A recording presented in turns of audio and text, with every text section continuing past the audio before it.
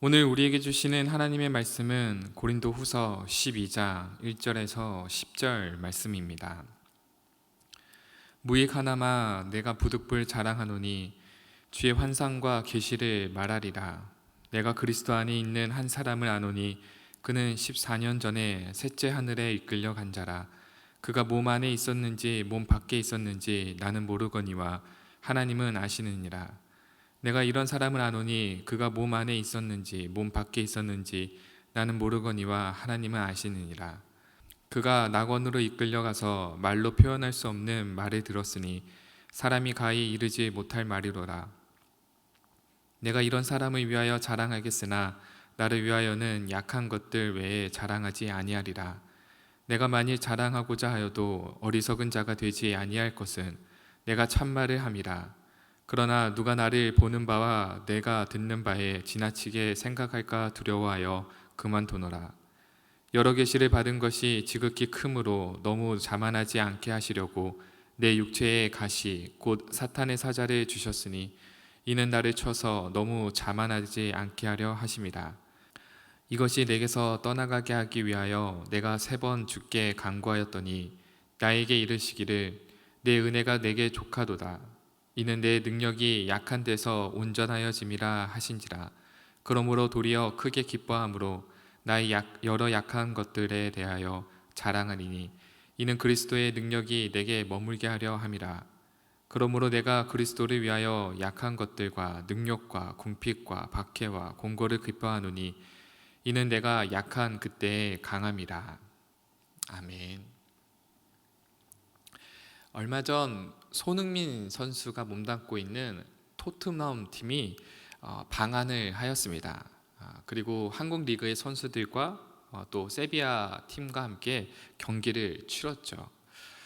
한국을 대표하는 선수이자 전 세계의 축구인들에게 가장 또 자랑이 될 수 있는 선수가 있습니다. 바로 우리 손흥민 선수죠. 한국 사람들뿐만 아니라 또 해외의 많은 분들이 이 손흥민 선수의 위상에 굉장히 긍정하고 있고 자랑스러워하고 있습니다. 우리나라의 자랑이 되는 선수임에도 유일하게 가장 가까이 있었음에도 불구하고 이 손흥민 선수를 인정하지 않는 한 사람이 있습니다. 그분은 바로 손흥민 선수의 아버지인 손흥정 씨입니다. 아버지는 늘 아들에게 축구 선수가 되기 이전에 먼저 사람이 먼저 돼야 된다. 사람의 됨됨이에 대해서 강조하였죠. 겸손을 가르쳐 주셨다고 합니다. 많은 이들이 이 손흥민 선수는 월드 클래스다라고 인정하고 또 자랑스러워하고 있지만 아버지는 아직도 멀었다라고 말하고 있죠. 몇 년 전부터 이 강원도 지역에 우리 손흥민 선수의 거리를 만들어 주겠다라고 말하였지만 이 아버지는 한사코 거절하면서 은퇴하면 누가 이름이나 불러줄지 모르겠다라고 말하면서 거절하였다고 합니다. 내 아들이 세계적인 축구 선수라면 자랑할 법도 하지만 아버지는 결코 그러지 않았죠. 사실 이게 쉽지가 않습니다. 흔히 내 자식이 좋은 대학을 가고 좋은 성적을 내고 또 대기업에 취업을 하거나 또 승진하게 된다면 자랑하고 싶어 하죠. 이것이 지극히 당연합니다. 우리는 자랑하고 싶어 합니다. 심지어 영적인 체험을 했을 때도 자랑하고 싶어 하죠. 제가 고등학교 시절에 수련회 갔다 와서 방언으로 기도할 수 있게 된 것을 자랑하는 그런 시절이 있었습니다. 그래서 방언으로 기도하지 못하는 친구가 있다면 분명히 수련회 때 기도를 제대로 열심히 하지 않았다라고 이렇게 말할 정도로 이 영적인 체험이 아주 중요하게 여겨졌던 적이 있었습니다. 이처럼 우리는 자랑하며 살아가죠. 비록 겸손이란 덕목으로 지나치게 뽐내면서 으쓱거리지는 않지만 자랑하는 것은 지극히도 자연스러운 일일 것입니다. 그런데 오늘 본문에는 결코 자랑거리가 될 수 없는 것을 자랑하는 사람이 나옵니다. 바로 사도 바울이죠. 당시 고린도 교회에서는 바울의 대적자들이 영적인 체험으로 말미암아 성도들을 미혹하고 있었습니다. 대적자들은 환상과 계시를 간증함으로써 자기들은 스스로 높이고 바울의 이 사도권마저 의심하는 사람들이 생겨나도록 이렇게 미혹했죠. 그러자 바울은 1절에서 다음과 같이 말합니다. 무익하나마 내가 부득불 자랑하노니 주의 환상과 계시를 말하리라. 어쩔 수 없이 바울이 경험했던 이 영적인 체험을 말하기 시작합니다. 사실 영적인 체험이라고 하면 바울만큼 많은 경험을 해본 사람은 별로 없을 것입니다. 그러나 그는 이 대적자들과 똑같이 자기 자신을 높이며 자신이 경험했던 이 영적인 체험을 자랑하고 있지 않습니다. 그는 오히려 마치 타인이 경험했던 것처럼 이렇게 말하는 식으로 3인칭 화법으로 설명하고 있죠. 그는 자신을 그리스도 안에 있는 한 사람이라고 지칭하면서 이 거리를 두고 설명하고 있습니다. 14년 전에 셋째 하늘에 이끌려 갔던 이 영적인 체험을 말하고 있습니다. 당시 사람들은 생각하고 있던 이 우주관에 따르면 하늘을 이 3층으로 구분했다고 합니다. 당시 사람들의 생각하고 있는 이 우주관에 따르면 이 첫째 하늘은 새들이 날아다닐 수 있는 이런 대기권을 생각했다고 합니다. 그리고 둘째 하늘은 그보다 더 높은 해와 달과 별들이 있는 이러한 영역을 말했다고 하죠. 그리고 셋째 하늘은 하나님이 거하시는 보이지 않는 세계를 가리켰다고 말합니다.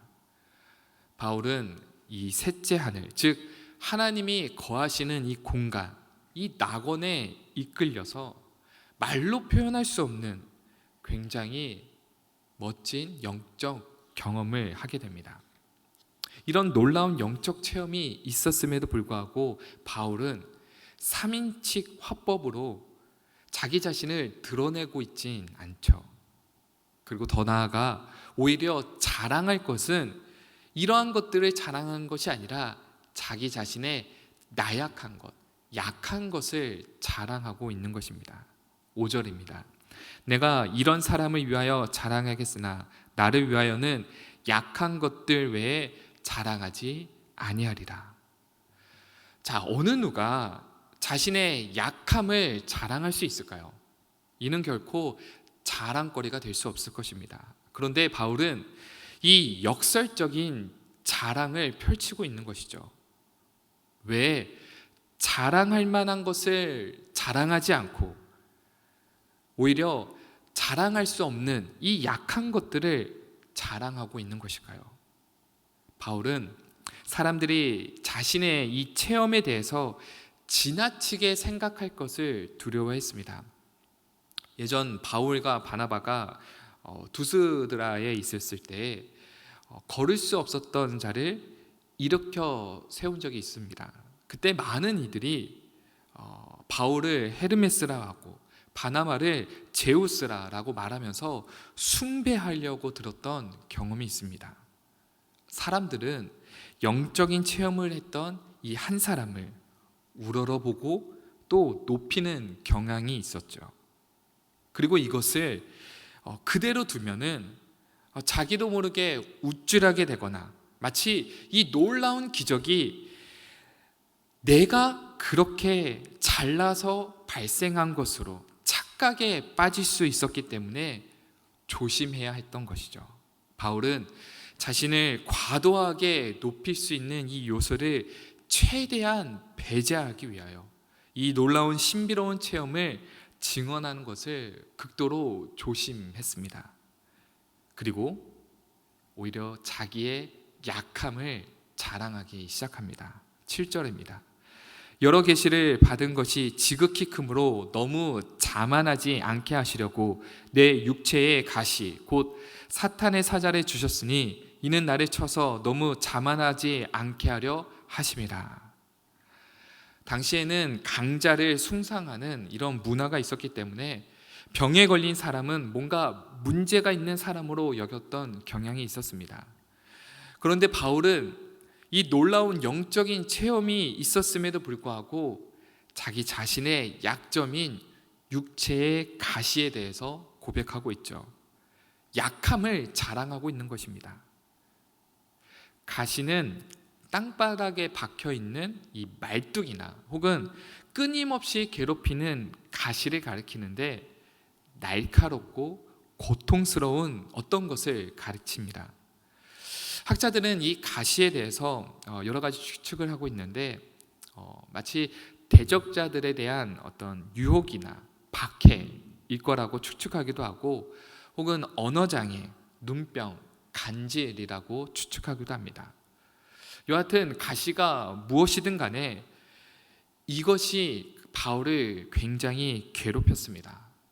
얼마나 괴로웠으면 이 가시를 없애달라고 3번이나 강구했다라고 고백하고 있죠.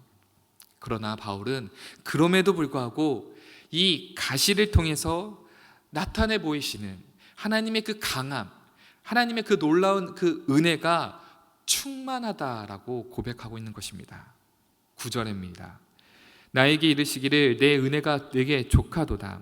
이는 내게 내 능력이 약한 데서 온전하여짐이라 하신지라.